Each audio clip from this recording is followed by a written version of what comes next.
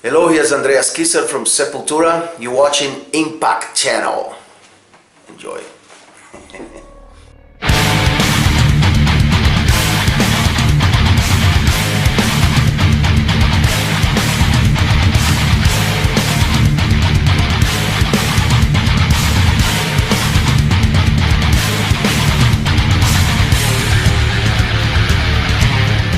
Greetings everyone, we are here with Andreas Kisser from Sepultura. Hello, nice to meet you. Hey man, how are you? First of all, happy anniversary. Thank you. What's in your mind when you think about this last 3 decades in Sepultura? It's great, man. You know, we look back, we see we have like a beautiful history behind, you know. Of course, lots of up and downs, you know, technological changes, you know, vinyl, CD, download, and grunge, new metal. And you know, I think we're still here. You know, we adapt and try different styles and different ideas from, you know, different music and different books and everything. And we work with so many different musicians, you know, from orchestras to percussive groups and our idols, you know, and friends. And you know, it's great. It feels great to celebrate 30 years in such a great momentum for the band as well. You know, 2 years touring for the Mediator. We play all the biggest festivals in the world, you know, on this last tour. DVD with Tambor the Bronx at Rock in Rio. We just did Rock in Rio with Steve Vai, and documentary on making. I mean, it's really great label, great album, great lineup, you know. So it's great to celebrate Sepultura today, but respecting our past a lot. You know, we're not locked there. We are here today. You know, so it feels good. Mm-hmm. You mentioned this documentary. When can we expect it coming out? You know, I don't know. I mean, we're not in a hurry actually. You know, the director is a Brazilian director. His name is Otávio Juliano. And he's been working this last 5 years, you know, like following the band in the studio and on tours, collecting interviews from various different people connected to the Sepultura history and stuff. And you know, still a lot of more people to collect interviews and to do some stuff. But we were wishing that we could be ready for this year, you know, but no way. I mean, another year probably. Mm-hmm. So let's hope. Let's see. You know, I mean, I think the director wanted to do something really cool, not only for the fan of Sepultura or metal, but also for the general people, you know, to watch like this unique storyline, you know, from a band from Brazil playing so hard music and going everywhere, you know, and I think it's a unique story, and I think it's going to be very interesting, but there's no specific date yet, you know. And you recently played a new song called Sepultura Under My Skin. Is there any news on the upcoming album? Yeah, that song, it's really, you know, it's not a part of any album, either Mediator or the next one. It's something very specific for this year, you know, a celebration of 30 years, and it's a gift, you know, to our fans to have the Sepultura tattoo. And it's such a showing of great respect, you know, that the fan have for your band, for your music, and I think it was the minimum that we could do, you know, like express that retribution, you know, of respect and love, and we wrote the specific songs for them, and we release only in a vinyl and digital, you know. It's like a special collector's item, you know. But the new album we're gonna start working now, you know. Of course, I have a lot of riffs, you know, here and there. Eloy also have some ideas, but we need really to start organizing and then get ready for practice and really develop the songs, you know, properly. But we're gonna take our time, you know, probably for a end of 2016 release. Where do you have the greatest Sepul army? Oh, the greatest Sepul army. I don't know. It's hard to say, man. You know. I think according to Facebook, Indonesia is one of the places that we have most fans, you know, that are really active. We played a historical show there in 1992, and then we came back to play like a few years ago, and it was great, you know, great fans, and one of the craziest crowds also, you know, to play with too, you know. So I think Indonesia is one of our biggest armies. It's a huge country as well, you know. But of of course Brazil, you know, we've been playing a lot in Brazil in this last basically 15 years, you know, to focus more in the different cities in Brazil, and but Indonesia is pretty overwhelming. How would you describe an average Sepultura fan? Fuck, man. I don't think you can do that. I don't know, it's like, you know, we have so many different fans, you know, it's really hard to point out you are a Sepultura fan, you know, because we have so many different albums, regardless of the formation, you know, different albums from each other, and we gain and lose fans, you know, doing that, and I don't know, I think hopefully with a guy with an open-minded, you know, that you understand our changes and follow, you know, those changes and are inspired by those changes, you know, because, you know, we have the privilege to travel the world and to see so many different things all the time, you know, new bands, new music, and our mind it's always fresh, you know, with ideas, and our fans, I think, you know, at the same time we do something very fast and very, you know, dark, we can do something acoustic as well with orchestras and stuff, and you know, it's great, you know, we respect the Sepultura fans, the lovers, the haters, you know, I mean, they're all a part of our history, you know, without them we wouldn't be here, you know, everything wouldn't be possible, you know, so I don't know, just put a Sepultura shirt and you are a Sepultura fan, I guess. Tattoos? Yeah, why not? You joined Sepultura in 1987. Yes. And I would like to ask you what you thought about the music that they played around that time. Yeah, I didn't like that much the death metal, you know, like the very early stages of death metal, like you know, Hellhammer, you know, Sodom. I like Venom, I like a little Exciter and stuff, but I like more of the heavy metal world, you know, like Dio, Ozzy, Judas Priest, Def Leppard, you know, like plays leads and solos and stuff like that. So when I joined Sepultura, I learned a lot about that world, you know, and also the world of punk music, because I was completely heavy metal, you know. I was kind of like kind of a radical, you know, in that respect, like only listen to heavy metal.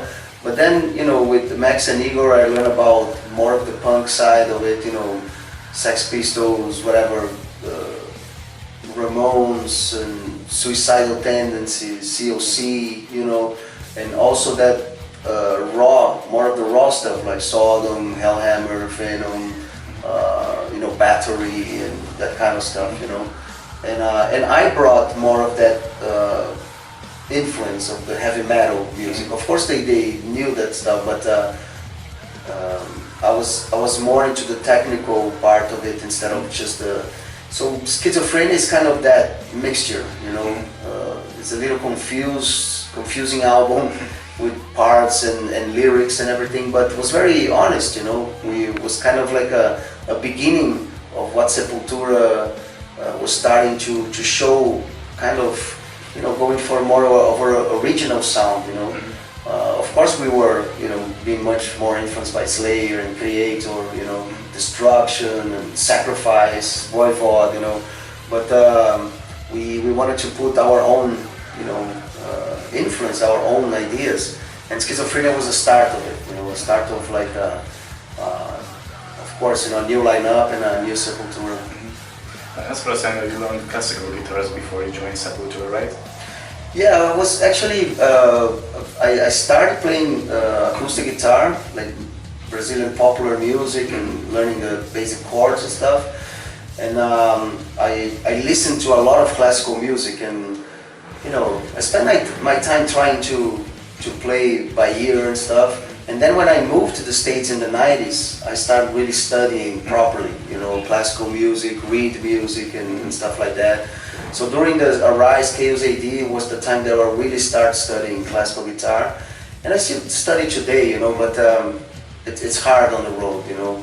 You have to have, like, you know, the nails in a specific place and time really to develop, you know, and to play properly. But I love, you know, I still play wherever I can. You know. It's great school. Did you challenge your band members around that time with your knowledge? No, it's not about a challenge. It's about a partnership. You know, you bring everything you have. You know, when you practice and stuff. And the classical guitar helped me. Still helps me a lot. You know, to see different possibilities. You know, in the instrument, technically wise, and but also in the harmonies and leads and solos.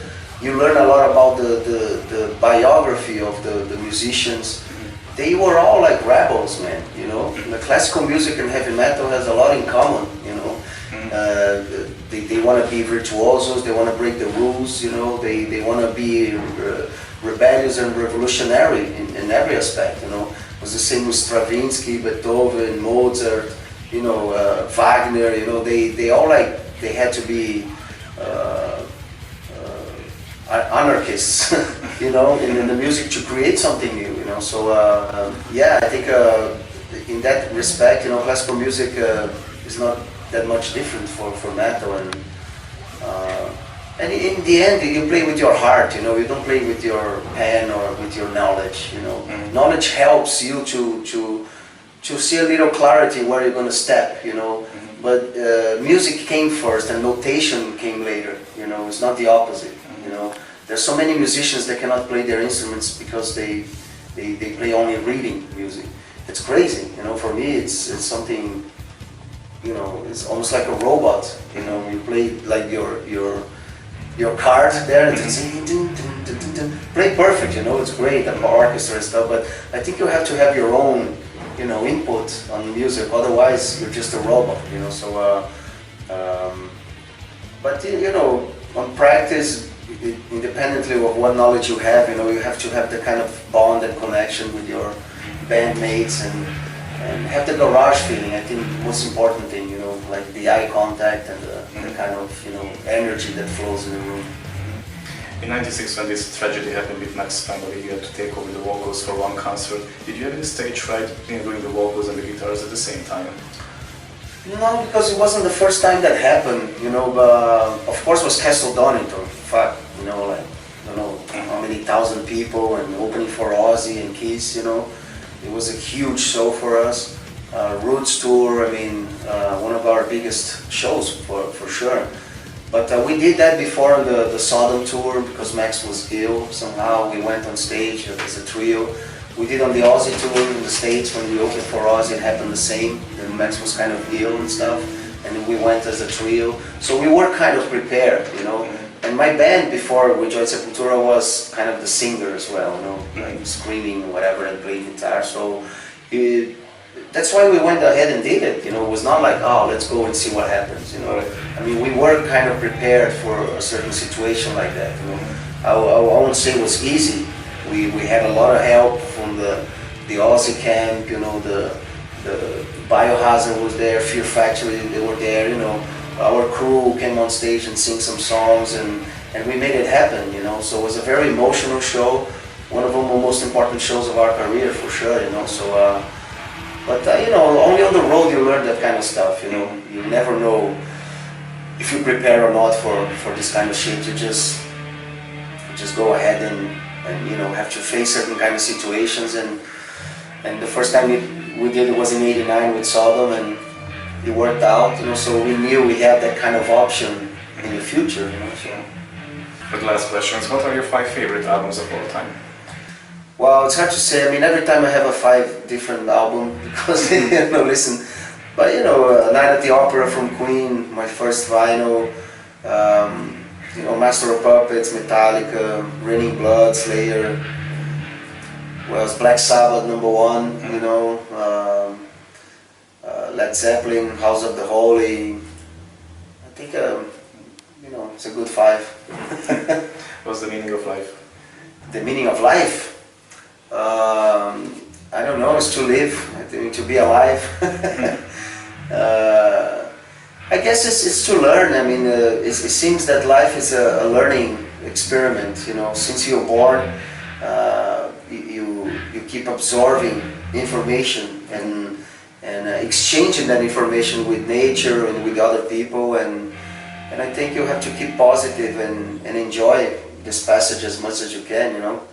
and learn good things, and also really, you know, like our last album says, you know, the mediator between head and hands must be the heart, being the hardest human part, you know, not really accepting everything by the media and you know, get information but also be dubious about everything, you know, go research and question and, you know, protest and, you know, be human, you know, have your own opinion, you know. Try to, today with the internet you have so many different options, you know, like alternative press and conspiracy theories and stuff, you know, but it's great to have that kind of different information, so you have better condition to create an opinion, and not only believe on, you know, the TV or one newspaper. I mean, it's good to try to collect the information wherever you can. Any message to the Sepul Nation? Sepul Nation, we love you. Thank you very much for all the support during 30 years. You know, what can I say? Thank you. Obrigado. Valeu. Obrigado. Obrigado a você.